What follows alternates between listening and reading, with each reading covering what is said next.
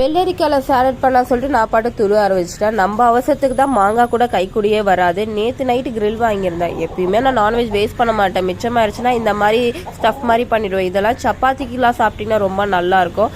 எனக்கு டைம் இல்லை, ஸோ அதனால் நான் சப்பாத்தி பண்ணல. Curd, chaat masala, lemon, cucumber அது மட்டும் தான் யூஸ் பண்ணியிருந்தேன். இந்த மாதிரி நீங்கள் வீட்டில் ட்ரை பண்ணி பாருங்கள். நார்மலாகவே ஷவர்மா சாப்பிட்றதுக்கு இந்த மாதிரி வீட்டிலே ட்ரை பண்ணி சாப்பிட்டா அதுவே கொஞ்சம் ஹெல்த்தி தான். என்னென்னா நீங்கள் நான்வெஜ் வீட்டிலே கொஞ்சம் ஃப்ரை பண்ணுற மாதிரி இருக்கும். இந்த மாதிரி ஸ்டஃப்லாம் குழம்புல இருக்கிற கறி கூட ரொம்ப நல்லாயிருக்கும் ஃப்ரையை விட. ஹாஸ்பிட்டலுக்கு தான் கிளம்பிட்டு இருக்கோம். நேற்று ஒரு திருட்டு பையன் ஏதோ ஜன்னல் கம்மியை திருடிட்டு அவசரத்தில் என்னோட ஹஸ்பண்டோட வண்டியில் இடிச்சிட்டான். நல்ல வேலை அவரோட போகாத நேரம் ஸ்லோவாக போயிருந்தாரு. அதனால அவருக்கு எந்த இதுவோ தெரியல. பட் அடுத்த நாள் தான் தெரியுது மசில் கான்ட்ராக்ஷன் சொல்லிட்டு. அன்னைக்கு லீவை போட்டு என்னன்னா பைக்கில் இருக்கிற பார்ட்டு தான் ஒன்றொன்னா கலந்து விழுந்துருச்சு. அதை கஷ்டப்பட்டு ஒட்ட வச்சு வெளியே வரதுக்குள்ளே எப்போ போதும் ஆயிடுச்சு. மெக்கானிக் ஷாப்பில் விட்டுட்டோம். மறக்காம உங்கள் பொண்ணான கையில் சப்ஸ்கிரைப்